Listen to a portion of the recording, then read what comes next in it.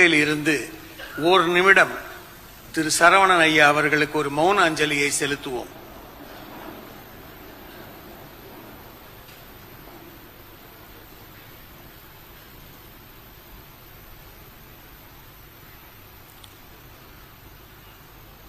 அனைவரும் அமரலாம்.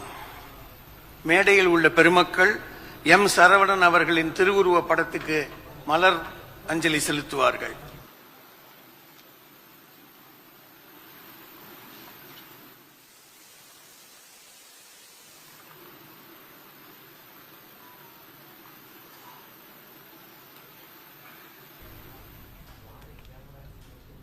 சென்னை விருகம்பாக்கத்தில் மறைந்த திரைப்பட தயாரிப்பாளர் ஏவிஎம் சரவணனின் உருவப்படத்தை முதலமைச்சர் மு.க.ஸ்டாலின் திறந்து வைத்தார்.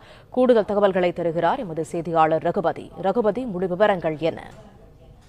வணக்கம். மறைந்த தமிழ் திரைப்பட தயாரிப்பாளர் ஏவிஎம் சரவணனின் நினைவேந்தல் மற்றும் படத்திருத்த நிகழ்ச்சி சென்னை விருகம்பாக்கத்தில் உள்ள ஏவிஎம் மேல்நிலைப் பள்ளியில் தற்பொழுது நடைபெற்று வருகிறது.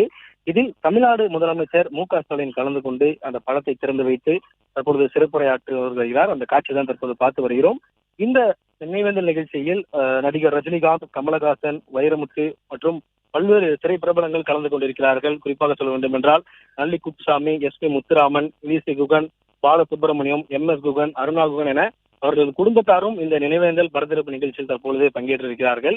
இவர் உலக புகழ்பெற்ற ஏவிஎம் தயாரிப்பு நிறுவனமான ஏவிஎம் புரொடக்ஷனின் தலைவரும் தமிழ் திரையுலகில் மிக புகழ்பெற்ற தயாரிப்பாளரும் ஆவார். இவர் கடந்த டிசம்பர் 4ஆம் தேதி வயது மூப்பு காரணமாக சென்னையில் உடல்நலக்குறைவு காரணமாக உயிரிழந்தது அனைவருக்குமே குறிப்பிடத்தக்கது. இவர் திரைப்படங்களில் ஏவிஎம் மெய்யப்ப செட்டியாரின் மகனாக பிறந்து தனது தந்தையின் நிறுவனம் ஏவிஎம்ஐ தலைமையில் தொடர்ந்து பல படங்களை தயாரித்து வந்த இவர் டிசம்பர் 4ஆம் தேதி உடல்நலக்குறைவு காரணமாக சென்னையில் மரணமடைந்தார் என்பது குறிப்பிடத்தக்கது.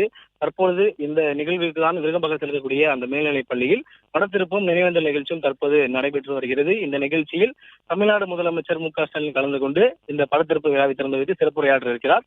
அவருடன் அமைச்சர் மா சுப்பிரமணியனும் பங்கேற்றிருக்கிறார்கள்.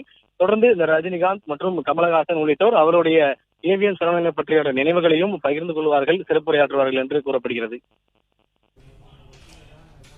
திரு எம் சரவணன் அவர்களின்